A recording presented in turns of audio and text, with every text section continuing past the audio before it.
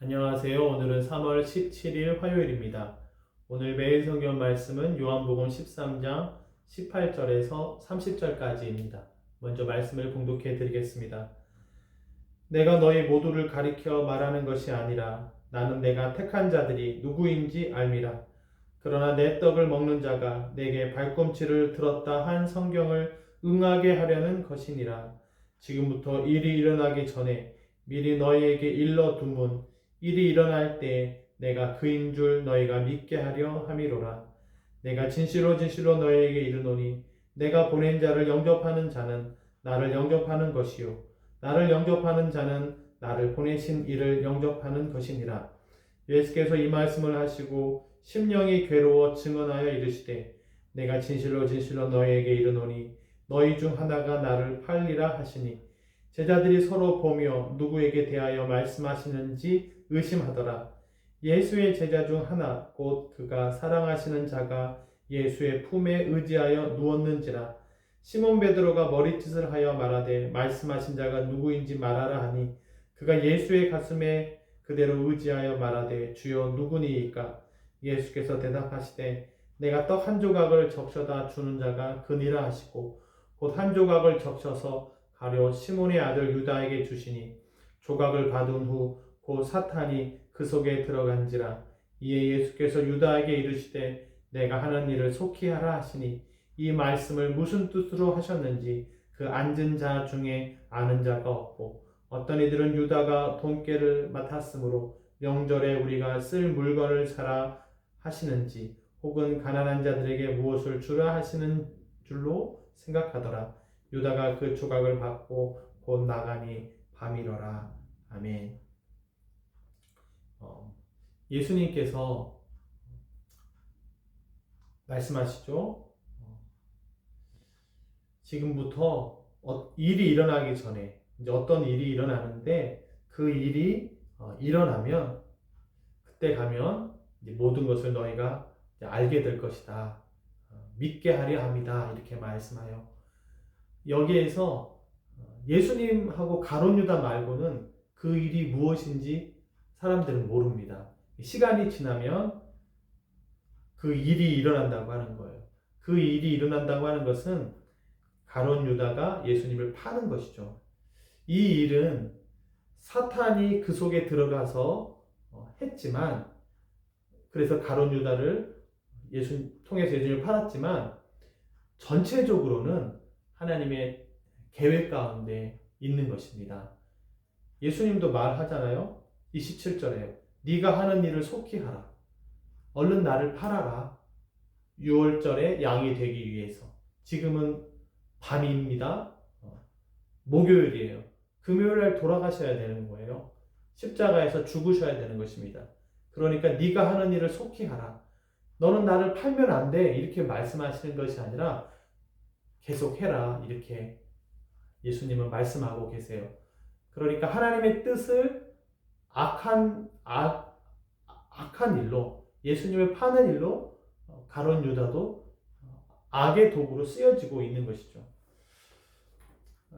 이러한 이야기를 볼 때 이러한 생각을 하게 됩니다. 장차 우리에게 어떤 일이 일어날지 모르지만 이 모든 것이 다 하나님의 섭리 가운데 있다라고 하는 거예요. 우리가 악한 일에 쓰임을 받는 것은 아닐 겁니다. 예수님께서 십자가에 죽으시는 것이 우리를 위함이었고 그것이 예수님께 영광이 되는 것처럼 그 당시에는 그 일이 이해가 안 되고 힘들다 할지라도 시간이 지나면 이게 다 영광이고 하나님의 완벽한 계획이었다라고 하는 것을 알게 될 줄을 믿습니다. 그러한 믿음을 가지고 신뢰를 가지고 주님을 따라가는 거예요. 지금 이 영상을 보시는 분들께서 나는 가룟 유다처럼 된 거라는 생각은 아무도 갖고 계시지 않을 거라 생각합니다. 그러나 우리도 예수님처럼 이 땅 가운데 복음을 증거하고 어떤 사명이 있다면 예수님처럼 어려움을 당할 수가 있다는 거예요. 믿는 사람에게, 제자에게 팔려지는 그런 일을 경험할 수도 있다고 하는 겁니다. 여기 본문의 23절에 예수의 제자 중 하나 곧 그가 사랑하시는 자가 예수의 품에 의지하여 누웠는지라. 예수의 품에 의지하여 누워있는 그런 제자도 있고요. 24절에 시몬 베드로처럼 예수님이 말씀하시는 자기를 판다고 하는 사람이 누구야? 말해봐 라고 할 만큼 예수님 편에 서서 누가 예수님 판다 그러는 거야? 내가 가만두지 않을 거야. 마치 그렇게 예수님 편에 서 있는 베드로와 같은 사람도 있습니다. 예수님의 품에 의지하여 누워있는 이 사람을 사도 요한으로 말을 합니다. 예수님의 애제자, 사랑받는 제자, 예수님의 품에 누워있을 만큼 가까운 제자, 사도 요한이라고 말을 해요. 그러니까 사도 요한과 베드로처럼 예수님 편에 서서 가깝게 있는 제자가 있는 반면에 가룟 유다와 같은 제자도 사람도 있는 거예요. 우리가 예수님의 마음으로 사역을 할 때 물론 부족하지만 그 가운데서도 힘이 되어주는 분도 계시고 가룟 유다와 같은 사람도 있을 수 있다고 하는 것이죠. 예수님도 이러한 일을 경험했으니까요. 그러나 모든 것이 다 하나님의 뜻 가운데 있는 것이고 하나님의 계획대로 되는 것이다. 이렇게 믿게 되시기를 바랍니다. 이 말씀을 보면서 가까운 사람을 통해서 어려움을 당하는, 이제 제가 지금 죽진 않았잖아요. 지금 살아있잖아요. 그러나 죽을 만큼 어려운 상황들을 사실 교회 안에서 가까운 사람이라고 생각했던 사람을 통해서 경험을 했죠. 그래서 어떻게 그럴 수가 있을까 하면서 분노가 나기도 하고 또 제 아내는 울기도 하고 그런 일들이 있었어요. 그런데 시간이 지나고 보니까요. 그렇게 해서 그 교회에 계속 있지 못했던 것이 새로운 길을 여시는 하나의 과정이었다라고 하는 것입니다. 그때는 계속 그 교회에 있을 줄 알았어요. 그러나 저의 부족함이 있었고 교회 상황이 있다 보니까 떠날 수밖에 없었죠. 그래서 속상하기도 하고 마음이 아팠지만 지나고 보니까 하나님께서는 다 선하게 합력하여 선을 이루어 주시는 것으로, 그래서 지금 하나님께 감사할 수 있고요.